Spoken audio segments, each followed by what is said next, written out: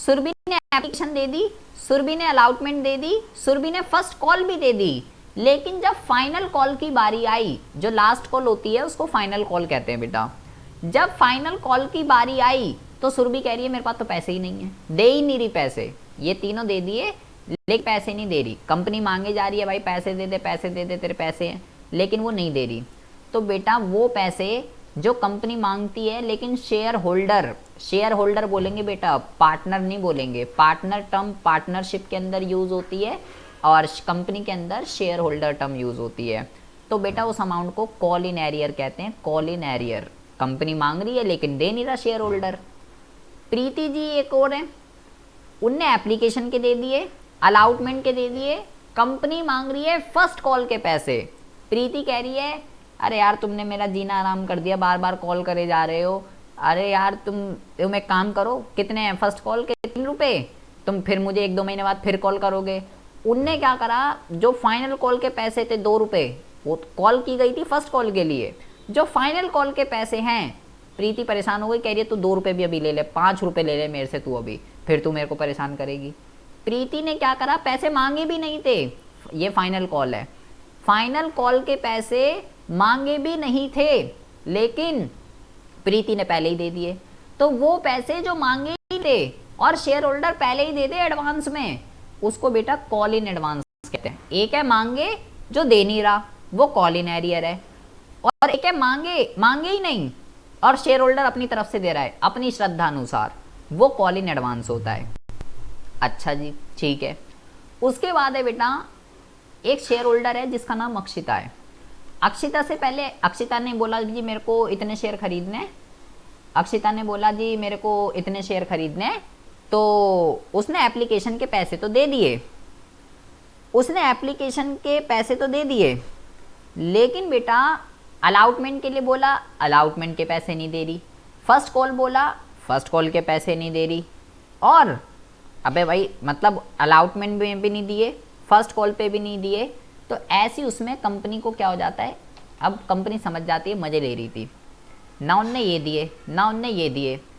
ऐसी सिचुएशन में अगर बेटा कोई बंदा पैसे नहीं दे रहा, उसको पहले बहुत बारी अवेयर किया जाता है, कॉल की जाती है, नोटिस भेजे जाते हैं कि दे दे पैसे भाई, पैसे दे गए, दे रहे पैसे, खरीद तेरे को शेयर लेने हैं नहीं लेने दे दें, उसको बहुत बारी मैसेज किया जाता है, मेल की जाती है, नोटिस भेजे जाते हैं, लेकिन अगर वो नहीं दे रहा पैसे तो बेटा कंपनी उसके शेयर को कैंसल कर देती है, कैंसल। और इस टर्मिनोलॉजी को इस चैप्टर में फोरफीटेड ऑफ शेयर कहते हैं। हिंदी में अगर हम बात करें तो अंशों का हरण, ये कहते हैं जी इसको। अंशों का हरण का मतलब होता है, अक्षिता मान लो 5000 शेयर खरीदना चाहती थी, ठीक है, 5000 शेयर के लिए उनने एप्लीकेशन के 2 रुपये दे दिए, 10,000 रुपये दे दिए थे अक्षिता ने, लेकिन जब अलॉटमेंट फर्स्ट कॉल की बारी आई पैसे ही नहीं दे रही, कंपनी ने खूब नोटिस भेजे नहीं दे रही, तो बेटा कंपनी क्या करती है, शेयर को कैंसल कर देती है। शेयर को कैंसल करने का मतलब क्या है, शेयर को कैंसल करने का मतलब है अक्षिता का कंपनी से रिश्ता खत्म, टाटा bye bye good night breakup, कोई रिश्ता नहीं है अब अक्षिता का। और अब अक्षिता कहेगी अच्छा मैंने 10,000 रुपये दिए थे, मेरे पैसे वापस कर दे, कंपनी के पास जाएगी ना, मैं अच्छा तूने मेरा ऐसे कैसे कैंसिल कर दिया तूने मेरे शेयर, अच्छा कैंसिल कर दिए तो ला मेरे 10,000 रुपये दे। तो बेटा ऐसी सिचुएशन में कंपनी कहती है ये जो 10,000 रुपये है ना, ये 10,000 रुपये अक्षिता को वापस नहीं मिलेंगे, ये 10,000 रुपये अक्षिता को वापस नहीं मिलेंगे, ये 10,000 रुपये कंपनी अपने पास रख लेती है। तो आप खुद बताइए बेटा, ये जो 10,000 रुपये है ये कंपनी अपने पास रख लेगी, अपने पास। प्रीति जी कंपनी के लिए फ़ायदा है या नुकसान है? ये फ़ायदा है, तो मज़े, फ्री के पैसे आ गए, वो तो मज़े आ गए, वो तो 10,000 रुपये दे गई और उसके बाद उसके शेयर कैंसिल कर दिए, रिश्ता ख़त्म, ये प्रॉफिट है बेटा। और कौन सा प्रॉफिट है? 10,000 रुपये क्या था? कैपिटल, शेयर का, मैंने बोला शेयर क्या है, share part of capital, is small unit of capital, तो कैपिटल पे प्रॉफिट हुआ है, इसलिए बेटा इस टर्मिनोलॉजी को क्या कहते हैं, इसको आप कैपिटल रिजर्व के नाम से जान सकते हो, ठीक है, कैपिटल रिजर्व आप इसको कह सकते हो। इसके बारे में अभी हम आगे बात करेंगे। शेयर किसी पर्सन के कब कैंसिल करने हैं, ये कंपनी के ऊपर डिपेंड करता है बेटा। ऐसा हो सकता है जैसे एप्लीकेशन दिए, ऐसा हो सकता है बेटा अलाउटमेंट के पैसे मांगे अक्षिता से, उन्हें अलाउटमेंट ही नहीं दी, कंपनी का दिमाग घूमा, यहीं पे भी, यहाँ पे भी फोरफिटेड कर सकती है। फोरफिटेड कंपनी के ऊपर डिपेंड करता है कि वो अलाउटमेंट पे रही है, वो फर्स्ट कॉल पे कर रही है, वो सेकंड कॉल पे कर रही है, फाइनल कॉल पे कर रही है, कब कर रही है वो कंपनी के ऊपर डिपेंड करता है। सब कुछ आपको क्वेश्चन में क्लियर क्रिस्टल मेंशन होता है। अच्छा जी, ठीक है। अगर बेटा इसका तो रिश्ता खत्म हो गया, अगर कंपनी जो ये अक्षिता के शेयर है 5000, अगर बेटा इस चीज को तनीषा को क्या कर दे, तनीषा को जो है री इशू कर दे, अगर तनीषा को दे दे तो उस टॉपिक को इस चैप्टर के अंदर री इशू कहा जाता है। री इशू का मतलब क्या करते हैं, दोबारा से इशू कर देना। तो 5000 शेयर तनीषा को री इशू कर दिए। अब तनीषा को कितने रुपए में करना है वो कंपनी के ऊपर डिपेंड करता है। तो हमें इस चैप्टर के अंदर बेटा यही सारी की सारी टर्म समझनी है। व्हाट इज फॉरफिटेड, री इशू, इन सब की अकाउंटिंग ट्रीटमेंट किस तरीके से होती है। अब जरा बेटा यहाँ पे जरा बहुत ही ज़्यादा ध्यान से सुनेंगे। इतनी बकवास तो हम पहले भी पढ़ के आ चुके हैं, वो मैंने आपको रिवाइज कराया क्योंकि वो इम्पॉर्टेंट है। यहाँ पे आपको बेटा कुछ चीज़ें समझनी है जो कि बहुत ही ज़्यादा इंपॉर्टेंट है एग्जाम के पॉइंट ऑफ व्यू। ये मैंने आपको इसका एक वो दिया है कि हमें इस चैप्टर के अंदर एक्चुअल में करना क्या है, फोरफिटेड, री इशू, ये सब क्या होता है, call in arrear, call in advance, क्या क्या होगा इस चैप्टर के अंदर।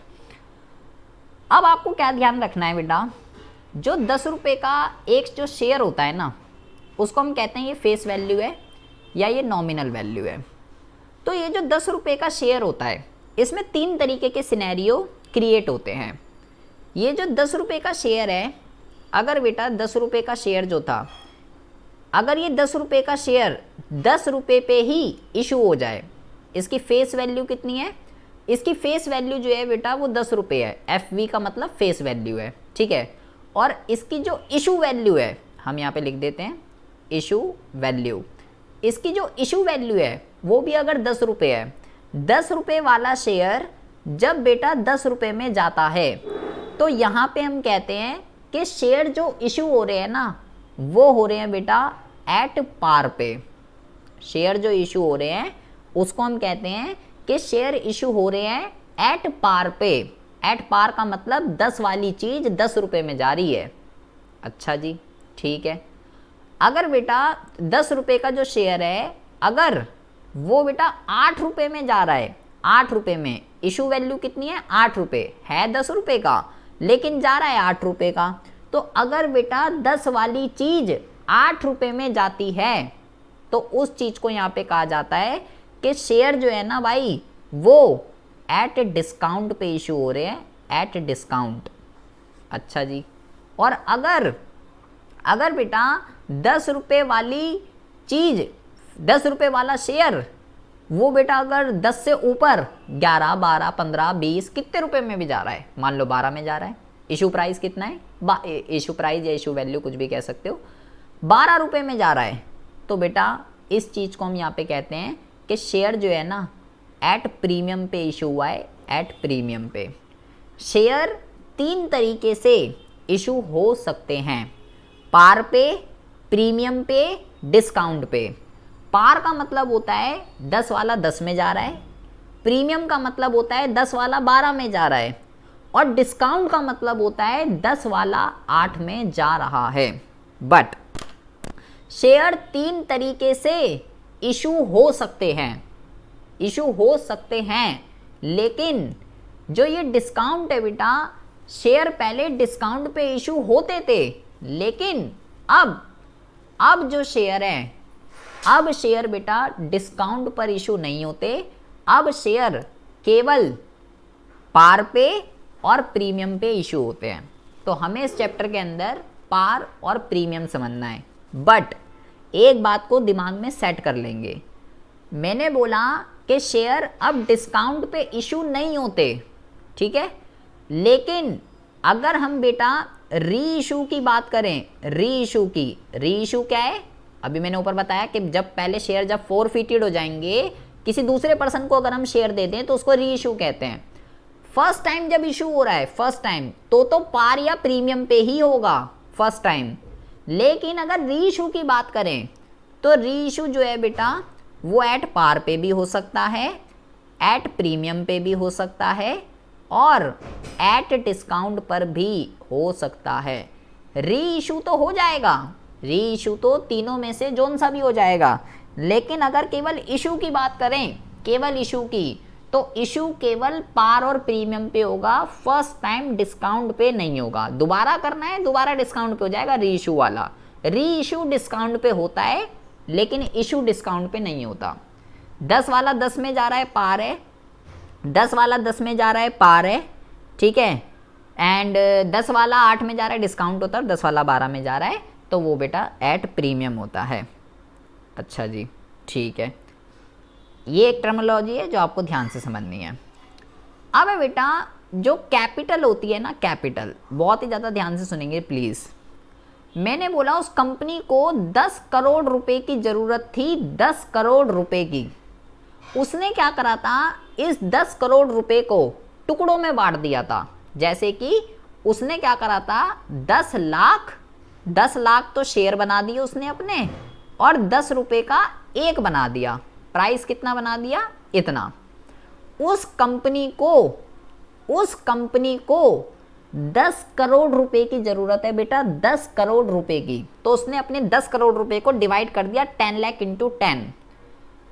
तो बेटा ये कहलाता है कैपिटल। 3 तरीके की होती है। इस चीज को हम क्या बोलेंगे, इस चीज को हम बोलते हैं बेटा ऑथराइज्ड कैपिटल। इस चीज को हम ऑथराइज्ड कैपिटल कहते हैं, ऑथराइज्ड कैपिटल। ऑथराइज्ड कैपिटल का क्या मतलब होता है, ऑथराइज्ड कैपिटल का मतलब ये होता है बेटा कि एक कंपनी, अगर ये जैसे कौन सी कंपनी थी, ये कंपनी थी बेटा ABC लिमिटेड, तो वो कंपनी को पब्लिक से पैसे चाहिए, वो कंपनी को पब्लिक से पैसे चाहिए। तो बेटा एक कंपनी मैक्सिमम कितने शेयर इशू कर सकती है, व्हाट इज कैपिटल।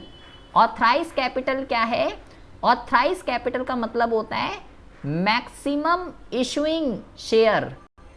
एक कंपनी मैक्सिमम कितने शेयर इशू कर सकती है, तो मैक्सिमम कितने कर सकती है बेटा, मैक्सिमम कर सकती है 10 लाख, क्योंकि 10 लाख अबे उसको 10 करोड़ चाहिए, उसने 10 करोड़ को 10 लाख में डिवाइड कर दिया। तो 10 लाख अगर वो चाहे 11 लाख इशू कर दे तो 11 लाख इशू नहीं हो सकते ना बेटा, क्योंकि 11 लाख क्यों नहीं हो सकते इशू, क्योंकि कैपिटल ही मैक्सिमम कितनी है, कैपिटल ही जो है बेटा वो 10 लाख शेयर की है मैक्सिमम।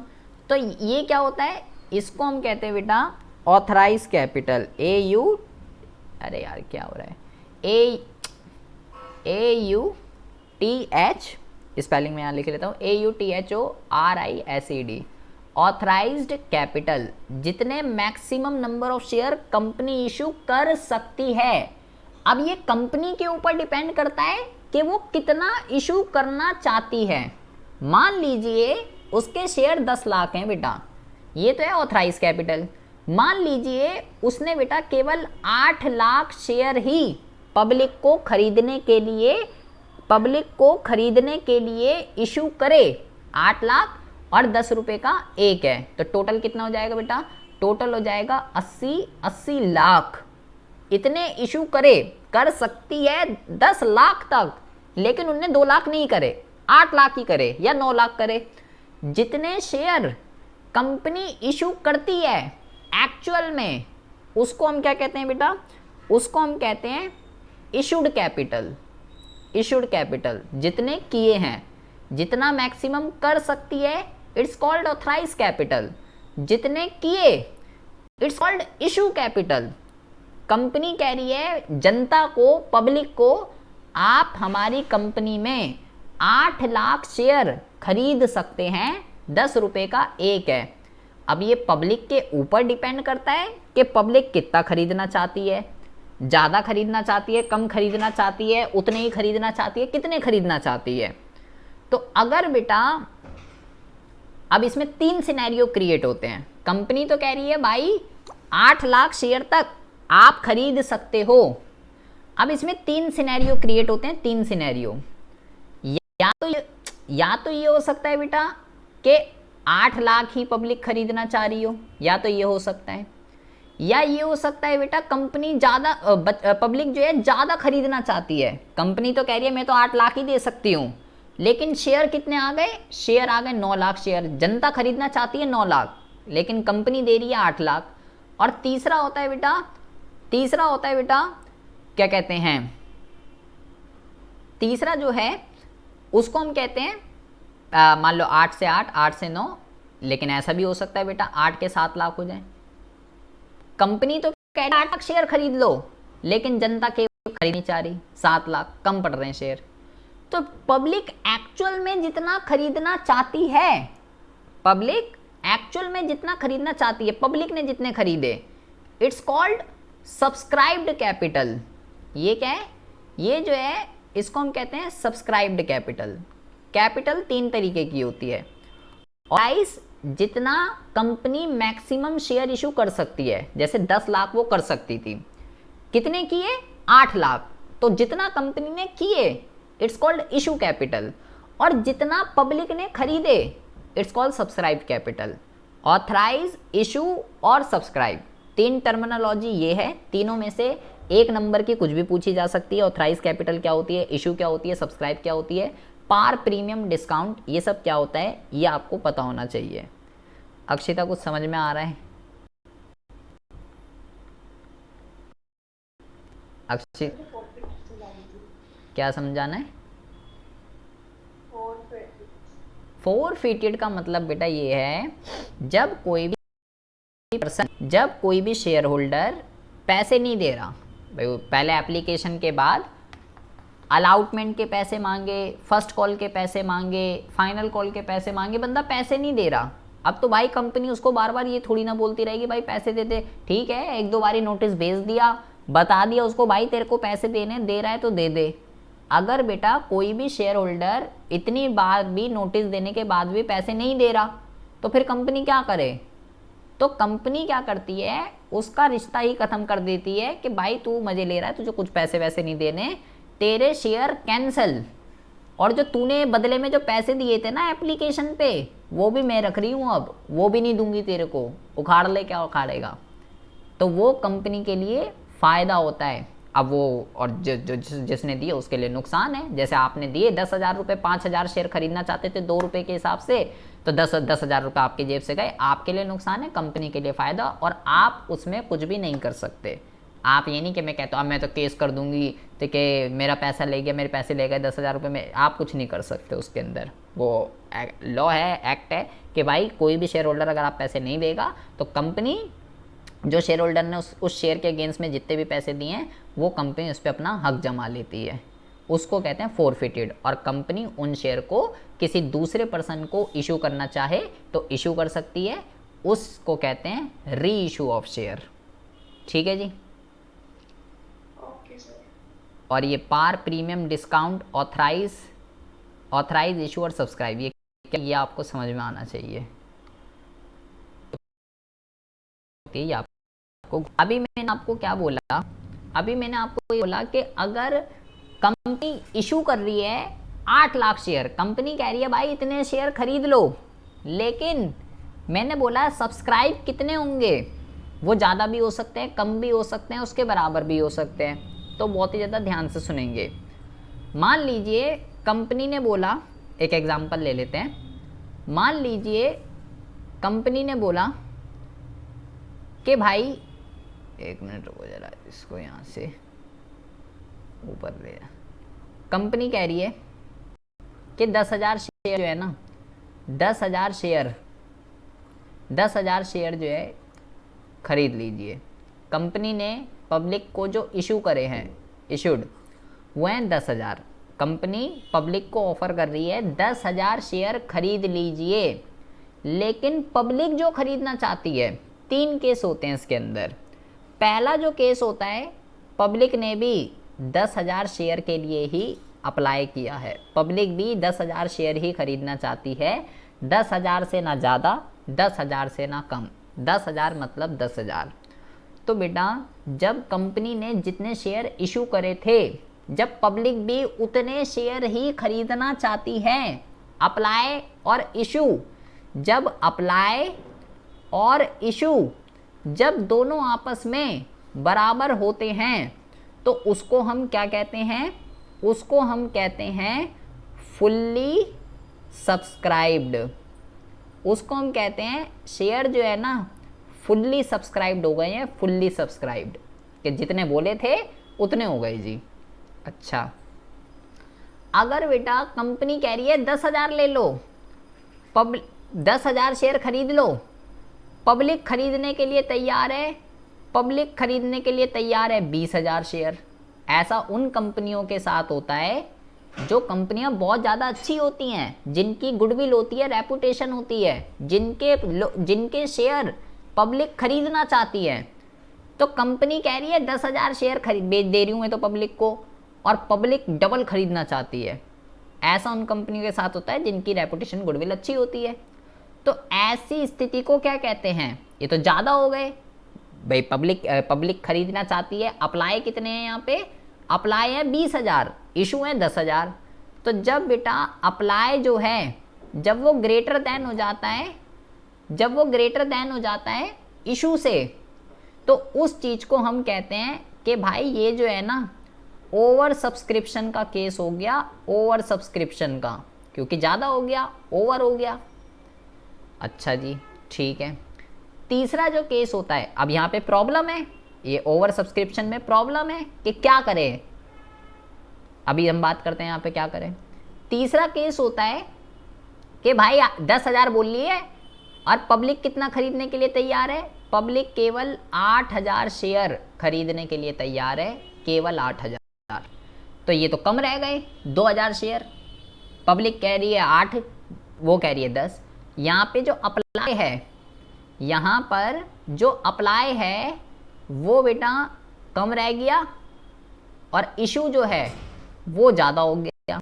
तो जब अप्लाई कम रह जाता है इशू से, तो उसको हम कहते हैं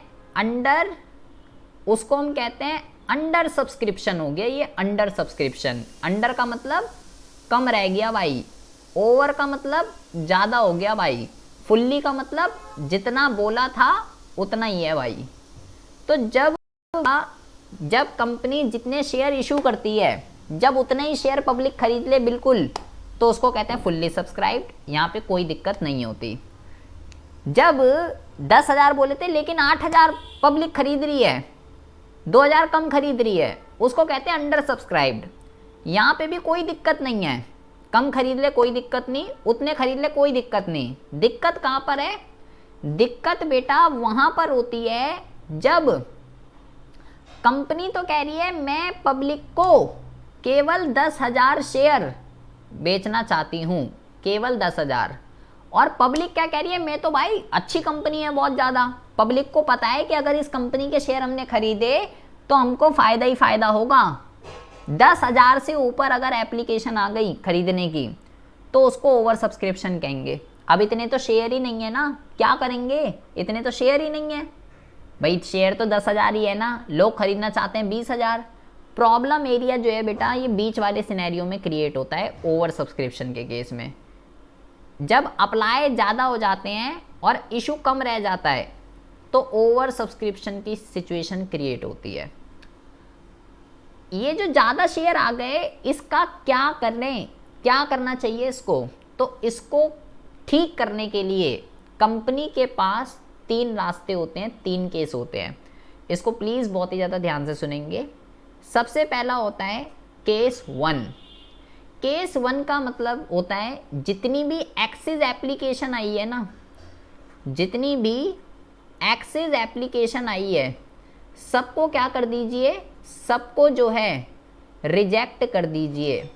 एक्सेस एप्लीकेशन हमारे केस में कितनी आई है? 10,000 शेयर की एक्सेस एप्लीकेशन आई है। तो जो भी 10,000 शेयर एक्सेस हैं सबको रिजेक्ट कर दीजिए, और उन्होंने एप्लीकेशन मनी दी होगी उनको रिजेक्ट कर दीजिए, और उनकी जो एप्लीकेशन मनी है वो क्या कर दीजिए, रिफंड कर दीजिए कि भाई हम आपको शेयर नहीं दे सकते, हमारे पास इतने शेयर ही नहीं है, हम तो सिर्फ 10,000 देने के लिए तैयार हैं, एप्लीकेशन ज़्यादा आ गई है हमारे पास तो आपको शेयर नहीं मिल सकते, सॉरी कर बेट के पैसा उनका वापस कर दीजिए। दोनों ने दो रुपए जो भी एप्लीकेशन पे जितने दिए होंगे। पहला केस होता है सबको रिजेक्ट कर दीजिए, जितनी भी एक्सिस एप्लीकेशन आई है सबको रिजेक्ट कर दीजिए, सबको। प्लीज़ आंखें खोल के सुन लेंगे। दूसरा केस क्या होता है, दूसरा कंपनी के पास ये ऑप्शन होता है बेटा, जैसे मान लीजिए एक ए पर्सन है, वो 5,000 शेयर खरीदना चाहता था, सबको तो मिल नहीं सकते क्योंकि ज़्यादा आ चुके हैं, तो बंदे ज़्यादा शेयर खरीदने के लिए तैयार है ना। पहले वाले केस में कंपनी ने सीधा मना कर दिया, एक भी शेयर नहीं मिलेगा, अपना पैसा ले जाइए। 10,000 से ऊपर जितनी भी एक्सिस एप्लीकेशन थी सबको मना कर दिया, आपको नहीं मिलेंगे शेयर, अपना पैसा ले और अपना मुँह लेके यहाँ से जाएं। लेकिन दूसरे वाले केस में बेटा ध्यान से सुनना है, कंपनी किसी को मना नहीं कर रही कि आपको शेयर नहीं मिलेंगे, कंपनी कह रही है शेयर मिलेंगे, तसल्ली रखिए। लेकिन आपने जितना अप्लाई करा है ना, जैसे ये कह रहा है मैं तो 5,000 शेयर खरीदना चाहता हूँ, कंपनी कहती है देख भाई बात ऐसी है, घर जैसी है, शेयर तो 10,000 ही है, तो तू जितना खरीदना चाहता है उतने नहीं मिल सकते भाई, तेरे को कम मिल जाएंगे, तू 5 खरीदना चाहता है ना 2,000 मिल जाएंगे। बी व्यक्ति है, बी 2,000 खरीदना चाहता है, उसको कहती है भाई 1,000 मिल जाएंगे। सी व्यक्ति है, वो कहता है मैं 500 खरीदना चाहता हूँ, उसको कहेगी भाई 250 मिलेंगे। मतलब जो बंदे, किसी को मना नहीं कर रही यहाँ पे कंपनी, एक भी पर्सन को जिसने एप्लीकेशन मनी दी है किसी को भी मना नहीं करेगी, बस जिसने ज़्यादा के लिए अप्लाई करा है उसको कम शेयर इशू किए जा रहे हैं। जैसे इसने अप्लाई करा इतने के लिए, इसको इशू हो रहे हैं इतने, इसने इतने के लिए अप्लाई करा, इसको इशू हो रहे हैं इतने। तो इस केस को क्या कहते हैं, आपको बेटा ये ध्यान रखना है, इस केस को कहते हैं प्रोराटा। क्या कहते हैं इसको, इस केस को कहते हैं प्रोराटा, कि ये प्रोराटा का केस है, कंपनी ने प्रोराटा पर शेयर इशू करे हैं और ये इस चैप्टर के पापा जी हैं। यही एक जड़ है इस चैप्टर की जिसकी वजह से बच्चे इस चैप्टर में परेशान रहते हैं। आपको ये ध्यान रखना है, प्रोराटा में एक भी शेयर रिजेक्ट नहीं होता, एक भी शेयर, किसी को मना नहीं किया गया, एक भी शेयर रिजेक्ट नहीं हुआ। पहले वाले केस में क्या हुआ, 10,000 शेयर से ऊपर जो भी थे, 10,000 एक से लेके 20,000 तक, कंपनी ने सबको दफा कर दिया, अपना पैसा लीजिए जाइए, एक भी नहीं मिलेगा, वो है रिजेक्ट क्लियरली। दूसरे में कंपनी क्या कह रही है, मिलेंगे तो सबको, लेकिन आपने जितना बोला उतने नहीं मिल सकते भाई, क्योंकि बहुत ज़्यादा एप्लीकेशन आ गई है, डबल एप्लीकेशन आ गई है, उतने नहीं मिल सकते, कम मिलेंगे, तो इस तरीके से हम एडजस्ट कर लेंगे। उसको कहते हैं प्रोराटा का केस, कि जितने ज़्यादा के लिए अप्लाई करा है उसको कम शेयर देना, इट्स कॉल्ड प्रोराटा। यहाँ एक भी शेयर रिजेक्ट नहीं होता, शेयर सबको मिलते हैं, ये बात ध्यान रखनी है। एक बार एमसीक्यू में क्वेश्चन आ गया प्रोराटा में कितने शेयर रिजेक्ट होते हैं, एक भी नहीं होता प्रोराटा में। अच्छा, तो ये दूसरा विकल्प है कंपनी के पास, ऐसे कर सकती है। प्रोराटा का मतलब है, पहले वाले में तो सीधा ही रिजेक्शन,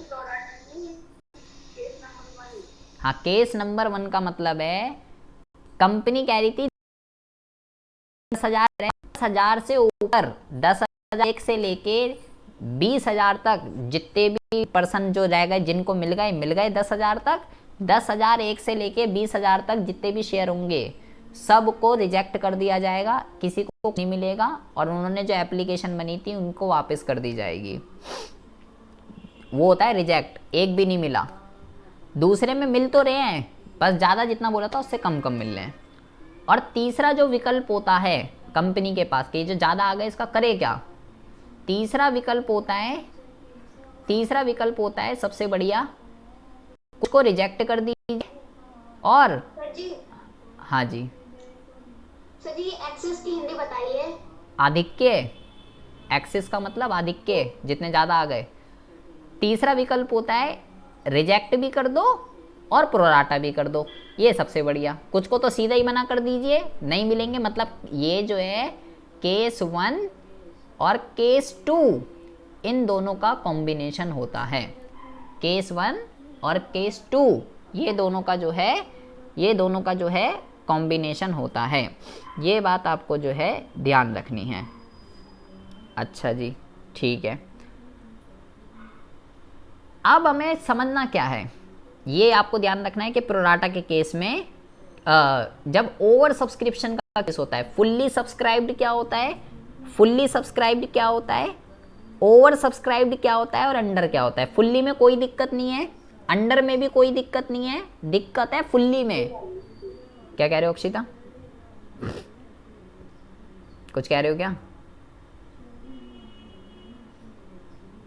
सर हाँ जी,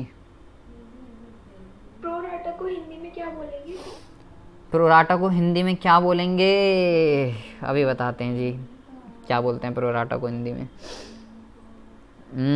प्रोराटा अंशों का, भाई मेरे को फोरफिटेड पता है, अंशों का हरण, बस यही बढ़िया लगता है। प्रोराटा को कहते हैं बेटा, या तो आपकी बुक में लिखा हुआ होगा यथानुपात, यथानुपात लिखा हुआ होगा, या तो या अनुपातिक, अनुपातिक भी लिखा हुआ हो सकता है, अनुपातिक या यथानुपात। क्या लिखा हुआ है बताओ? सर अभी तक तो ऐसा कुछ पढ़ा नहीं, अनु मैम ने पूरा चैप्टर कंप्लीट करा दिया। क्या बात कर रहे हो? सच में नहीं बताया ऐसा कुछ भी। तुम अपना इंडेक्स भेजना, तुम्हारा क्योंकि ना अलग ही सीन होता है, भेजना मेरे को ज़रा इन वो, ओके अभी भेजना। ये अभी आपने क्या क्या पढ़ा? Par premium discount, par premium discount क्या होते हैं ये आपने पढ़ा। ऑथराइज इशू सब्सक्राइब ये क्या होता है ये आपने पढ़ा।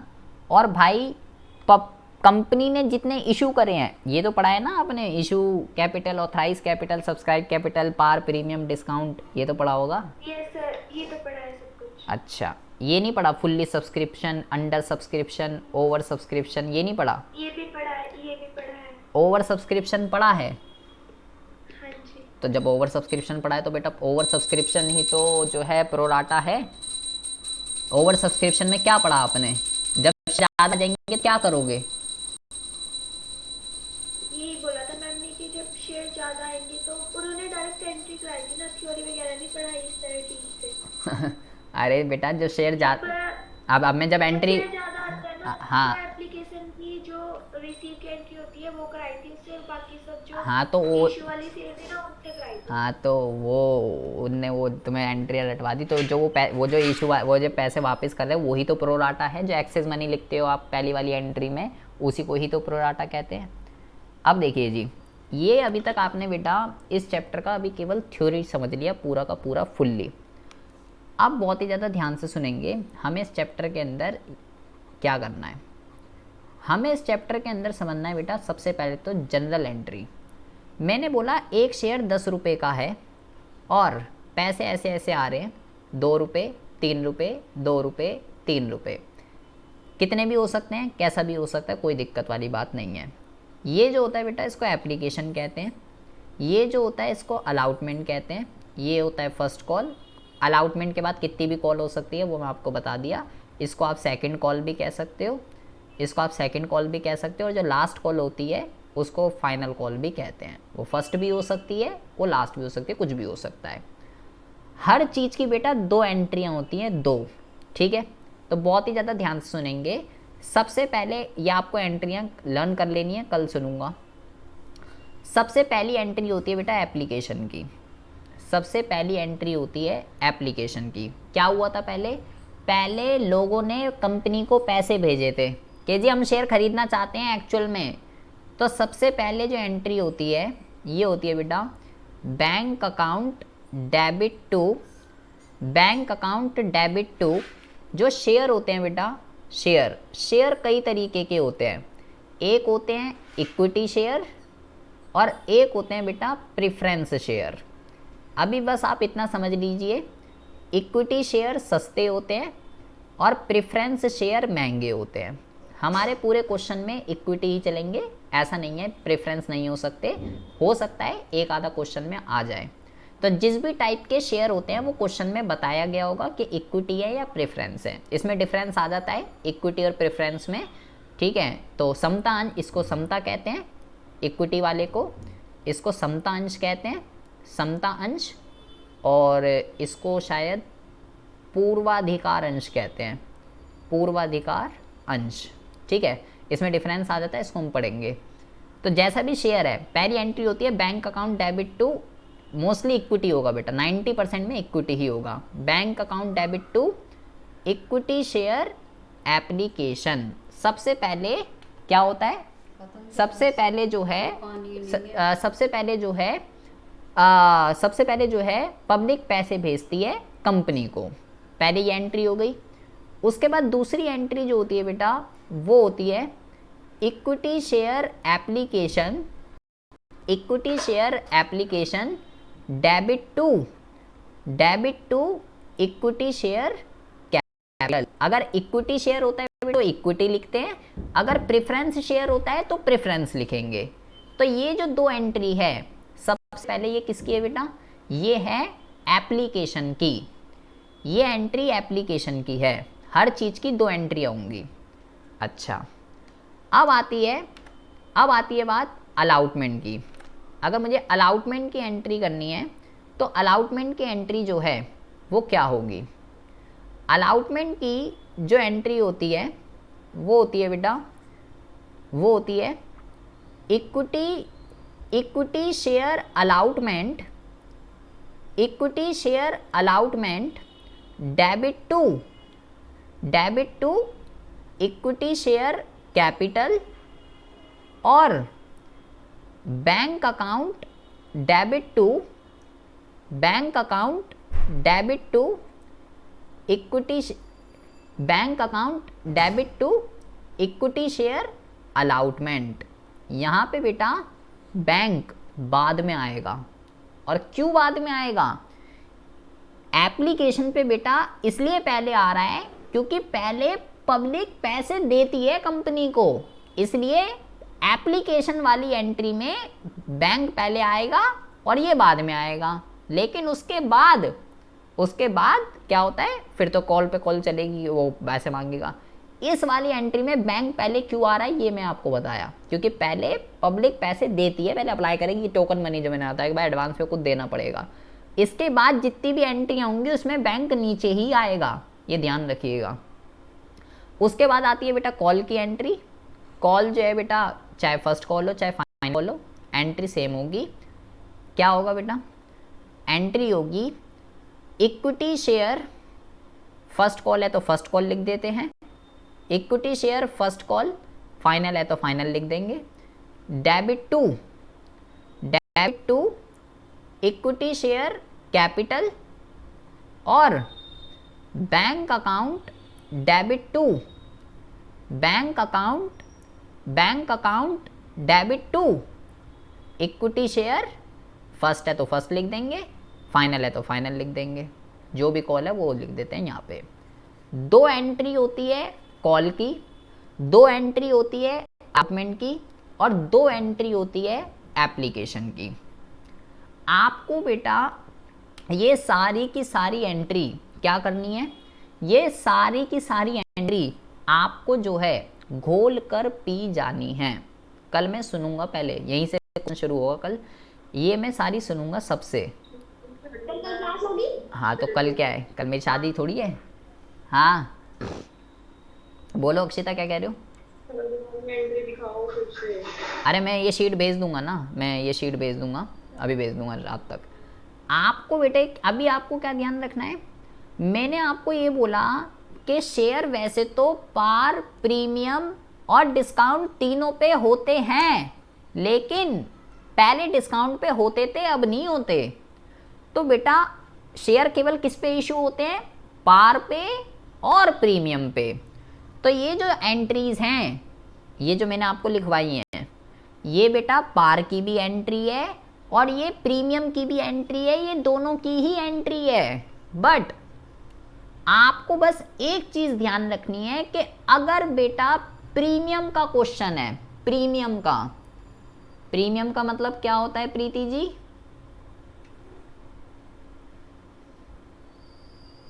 प्रीमियम का मतलब प्रॉफिट। प्रीमियम का मतलब प्रॉफिट नहीं होता प्रीति जी, प्रीमियम का मतलब होता है 10 वाली चीज 12 में जा रही है। तो अगर बेटा अगर 10 वाली चीज 12 में, अगर प्रीमियम का केस है तो बेटा चाहे पार का केस हो चाहे प्रीमियम का केस हो, एंट्रियां यही होंगी।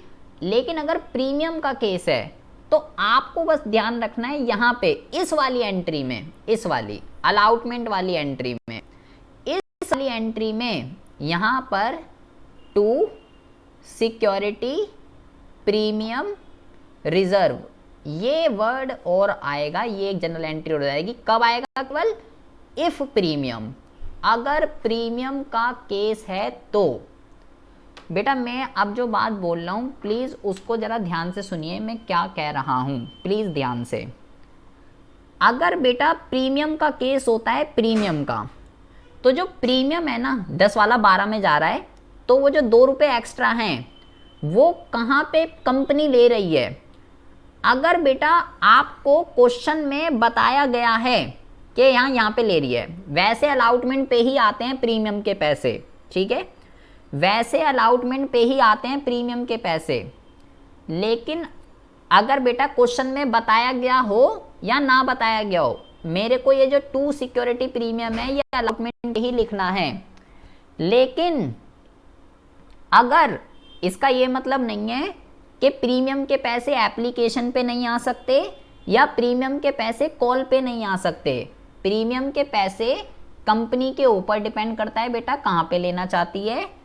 प्रीमियम के पैसे एप्लीकेशन पे भी आ सकते हैं, अलाउटमेंट पे भी आ सकते हैं, कॉल पे भी आ सकते हैं। जहां पर भी आ रहे हैं बस इस बात को ध्यान से सुन लीजिए, जहां पर भी आ रहे हैं, जैसे मैंने बोला एप्लीकेशन पे आ रहे हैं, तो जो बैंक वाली एंट्री है उसको छोड़ के दूसरी वाली, ये वाली टू सिक्योरिटी प्रीमियम रिजर्व, उसी एंट्री पे लिखेंगे जहां पर प्रीमियम के पैसे आ रहे हैं। अगर एप्लीकेशन पे आ रहे होते तो मैं यहाँ पे लिख देता टू सिक्योरिटी प्रीमियम। अगर अलाउ, और मैंने बोला अलाउटमेंट पे तो आएंगे ही, चाहे क्वेश्चन में लिखा हुआ हो चाहे क्वेश्चन में ना लिखा हुआ हो, प्रीमियम के पैसे अलाउटमेंट पे ही आते हैं। अगर कॉल पे आ रहे होते प्रीमियम के पैसे तो मैं वाली एंट्री में लिख देता टू सिक्योरिटी प्रीमियम। अगर क्वेश्चन साइलेंट होता है तो भी प्रीमियम का पैसा अलाउटमेंट पे एडजस्ट होता है, ठीक है। और अगर क्वेश्चन में स्पेशली बताया गया अलाउटमेंट पे तो ठीक है, लेकिन अगर क्वेश्चन में, जब क्वेश्चन में स्पेशली बोले ना प्रीमियम का पैसा एप्लीकेशन पे या फर्स्ट कॉल पे आ रहा है तो ही बेटा, अदरवाइज प्रीमियम का जो पैसा है वो अलाउटमेंट पे ही एडजस्ट होता है और अलाउटमेंट पे ही आता है, और अलाउटमेंट वाली एंट्री पे ही सिक्योरिटी प्रीमियम रिजर्व लिखते हैं। बट मैं बार बार कह रहा हूँ इसका ये मतलब नहीं है कि एप्लीकेशन और फर्स्ट कॉल पे नहीं आ सकता। एप्लीकेशन और फर्स्ट कॉल में अगर क्वेश्चन में सीधा लिखा हुआ है तो ही हम मानते हैं, हम अपनी तरफ से ये नहीं मानेंगे कि प्रीमियम का पैसा एप्लीकेशन या कॉल पर आया है। अगर क्वेश्चन में लिखा हुआ है तो ठीक है, अदरवाइज अलाउटमेंट पे मुझे ये एंट्री करनी है।